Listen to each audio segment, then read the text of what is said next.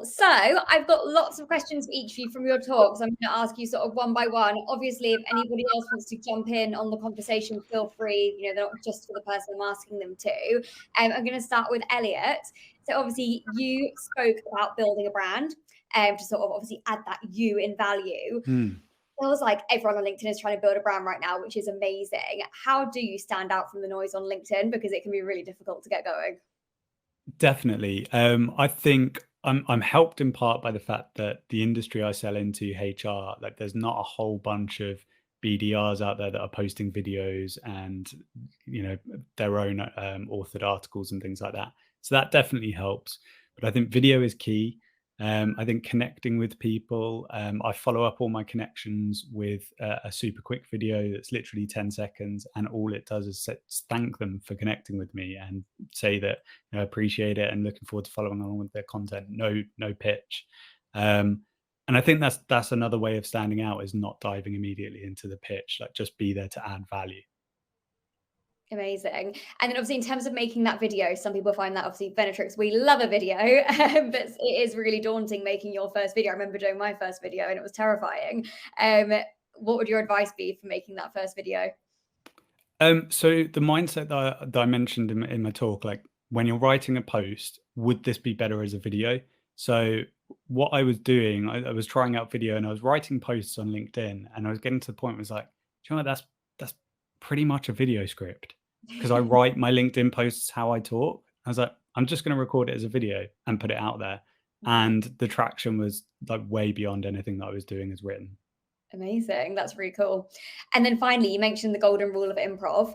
Could you just explain what that is for those? I didn't know what that was, and I definitely want to know more. Yeah, so there's a rule if you're doing improv. It's like never sort of shut someone down on an idea. Always just go yes and that yes and piece that I take in is how I treat my comments. It's like, okay, what can I add here? Is it something that I've read in a piece of thought leadership post that we've put out as a company or anything along those lines? And using like marketing and anything like that you have internally that you can leverage just gives you that ammunition to use without actually you having to put too much thought into it. Amazing. That's really interesting. Cool. Thank you. And Mattia, your talk was great. Thank you so much. And thank you for being so honest and transparent. But I guess it's kind of like what you're all about now, isn't it? Which is great. I was wondering, what made you want to go into sales in the first place? Because obviously the person you were at the time of going into sales, as you said yourself, you know, you're worrying about everything. So it feels like a really scary step to take when you're in that mindset. So what was it that made you want to go into sales? Yeah, I wish I could tell a really good story here, but I finished right at the back of the Corona pandemic with my degree. And to be honest, there was nothing else out there other than software sales and SDRs and BDRs. So yeah, I kind of fell into sales like everyone else will tell you they fall into sales, every salesperson. Okay, cool. And obviously in terms of like the growing, obviously like we know, I see it all the time, like it's not a linear process. And there's going to be like progress and setbacks. So what is something that you do in that moment when you're maybe having a wobbly before picking up the phone, or I see your post sometimes you've had somebody send a rubbish email back or something. What helps you sort of snap back into the amazing, unique person that you are? That's a really good question. I think it wasn't there straight away. Like I used to get, you know, like an unsubscribe and stuff like that. And my heart would sink every time and I'd be like, what? Like I would take it as like a personal, really, really personal attack to myself because, yeah, I put a lot of effort into my prospecting, right? But to be fair, as soon as I realized that sometimes I sent the exact same email and, you know, with a little bit of different personalization, but similar to 99%, I would say. And I would get an email back saying, this is the best email that anyone has ever sent to me. And I'd be like, yeah. And then someone's like, oh my God, this is the shittiest email ever, and you should definitely not work in sales, right? And it was the same email. And when I had these moments, I was like, yeah, you know, it really doesn't matter. There's always going to be people that are going to be haters, and there's people that are going to be like, oh, Mattia, why do you post so much on LinkedIn? And I don't know, you're always on my feed. There's always going to be haters, right? No one's like, there's not a single person that only has fans out there and only people that approve of what they do. And I think just bearing that in mind that you're never gonna be loved by everyone. I think that helps. It helped me at least. Definitely, that is so true. I think you can't please everybody, and I think the way that people respond to you says more about them than what they're responding to, for sure. Well, anyway, if anybody doesn't follow Mattia so far, or any of these guys, for example, but I know, for example, your brand is massive on LinkedIn about confidence and believing in yourself, and I love your posts, so I really recommend that people follow you. And then Charlie, I first wanted to ask you, because you mentioned at the beginning, so obviously sales confidence is all about, it's in the title, sales confidence, particularly this event. We want SDRs and BDRs to understand how incredible they are, how valued they are. And you mentioned at the very beginning of your talk that you've had the luxury of having an SDR through the majority of your career. Where would you be without your SDR? I think, well, I've only really had that luxury in the last couple of years. So, and that's why I talk about it as a luxury, because for so many years, I didn't.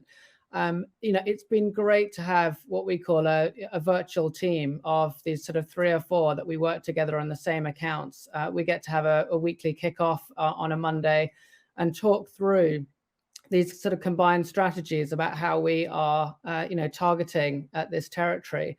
I couldn't have the conversations that I'm having with my accounts if it wasn't for that work that's happening up front, by doing the right prospecting and being able to get these kind of empathetic messages out in the SDR communications. So it's not just a sort of spray and pray, here's a new feature, everyone else is buying it, do you want to come and talk to me? It's more, we're really understanding what, in my specific sector, which is manufacturing, what these companies are going through with the supply chain crisis, with inflation, and actually targeting them with, I know this is what you're dealing with, and I think I've got something that can help you. And we get a much better success rate from that. And, personally, whilst I've been in management roles before, I'm not in a management role right now. I've gone back to being an individual contributor, but I love the opportunity to kind of virtually manage and coach and support a young SDR that's going through what I was going through in 1999, which seems like a long time ago. How long into your career did it take to sort of crack the empathy piece? Because I think particularly in a target-driven role, and it can be really hard to step out of your own goals when you have that book target to hit, for example. How long did it take you to crack it, and what would your advice be there? So, and I think this touches on what Mattia was just talking about there, about, dealing with rejection. When you start off, it's so easy to dehumanize your customers. It's just leads, contacts. They're people that we've got to, compete against. And you get rid of the rejection by getting rid of the humanity. And it's very easy to be in that space for a few years. And then you come out the other side where you say, actually, I'm okay dealing with the rejection. Now I can start to look at my customers as human beings again, by understanding their problem, by actually trying to help them. And once you do that, then I find it a lot easier to now compartmentalize. So to split up, if you get a rejection, it's not a good fit, it's not the right day for that person, or they've already bought something else that's similar, to be able to just say, right, that's not good for them, but I can now pick up the phone 3 minutes later and have a very positive, enthusiastic call, because I've left that behind.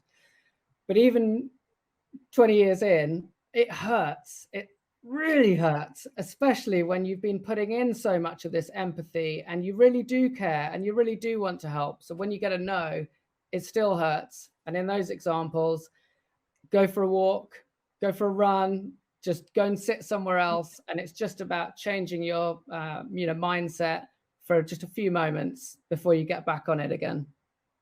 So I think the importance of stepping away from your laptop in those moments, like you said, getting some fresh air, it just resets your brain, so you're not staying in that sort of negative cycle, is really important. Yeah. Cool. Okay. And then Christian, the question I have for you is sort of, lots of SDRs are itching to get into closing roles. And I think, it's so important, like you said, you need to develop these skills before you get into that role. What do you think the danger of becoming an AE too quickly is? If you become an AE too quickly and you're not ready, you're gonna fail on the role, right? I've seen that happen. also in my company. And it really is a shame. There's not really any shortcuts in your development as a salesperson. I spent those 26 months in an SDR BDR role, which is it's a long time, it's more than 2 years.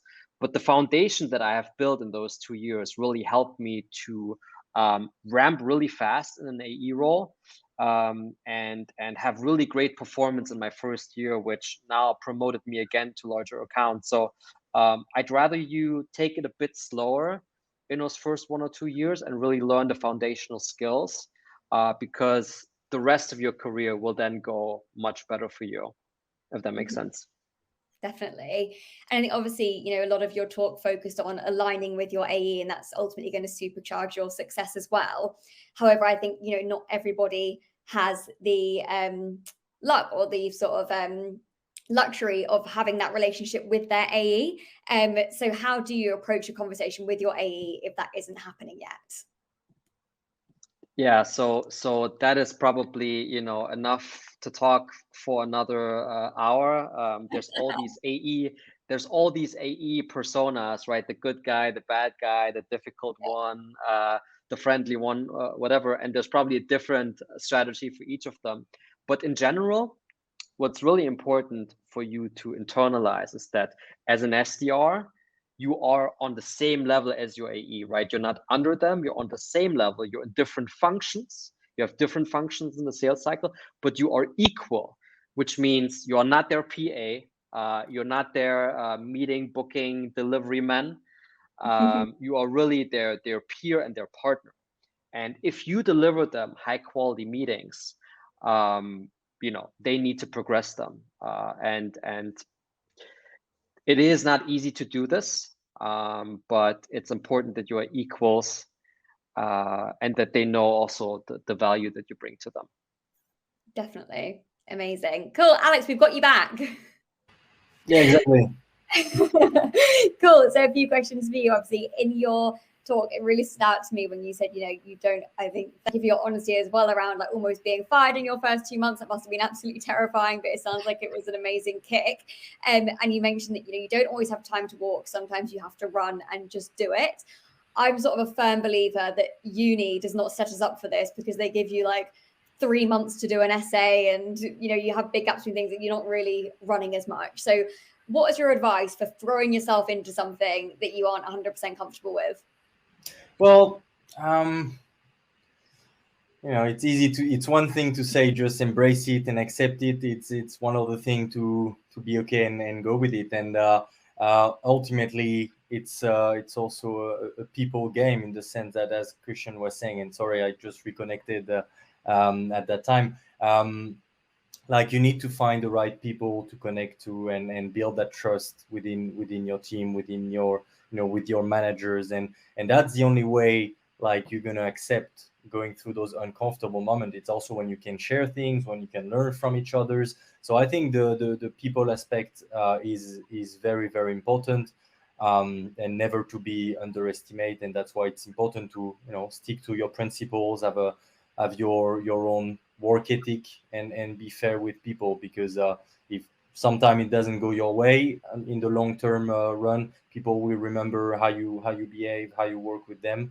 And for me, that's that's what can get you through uncomfortable moments. Definitely. Cool. And then in terms of, you mentioned about putting a plan in place for transition.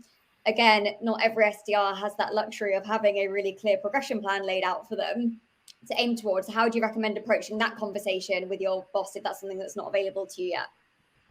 Yeah, so, well, the same way you would approach a deal, you'd build your 3 whys and understand why this territory, why now, what you can bring, and then definitely start putting one foot in the door with the sales process. So starting to build the value pyramids, and start asking to do some first meeting deck, and little by little you can taste those different steps. Also try to be involved and follow opportunities with the AEs.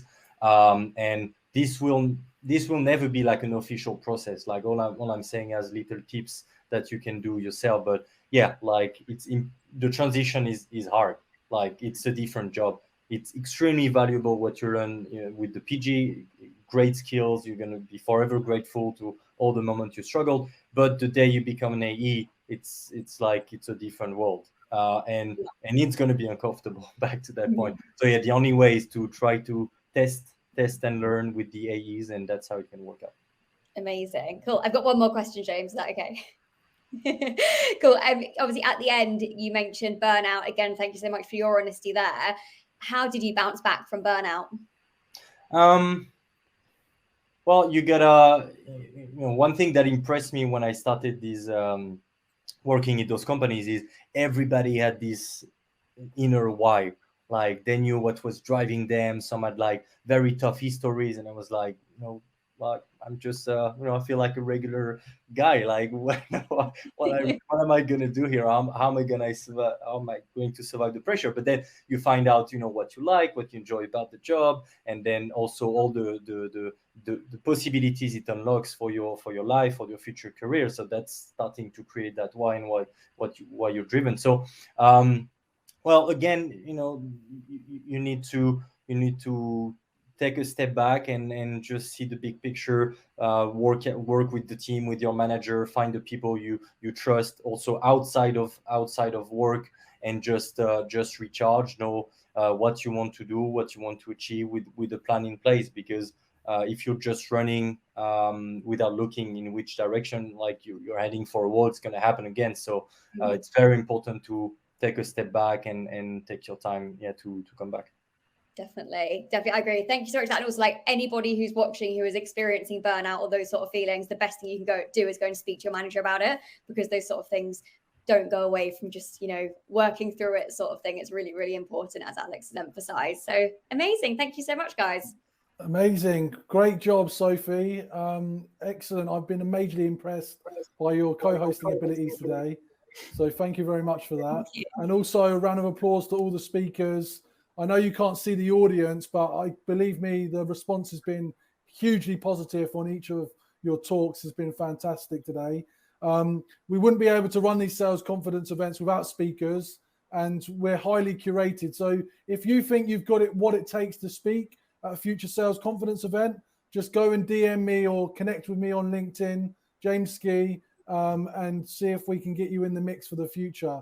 So right now, for the last 20 minutes or so, there's an opportunity to meet the speakers and do some networking. So if you go to the networking tab, which is on your right, speakers, you'll need to leave the backstage area and go to where you registered. And then there's a networking section where you go on a roulette and have a conversation with everyone. So once again, I just want to thank everybody for your time, your support, and your commitment to this session today. We had over 150 people join live. It's been a fantastic result. So Sophie, Christian, Mattia, Charlie, Elliott, and Alex, thank you very much. Have a great day.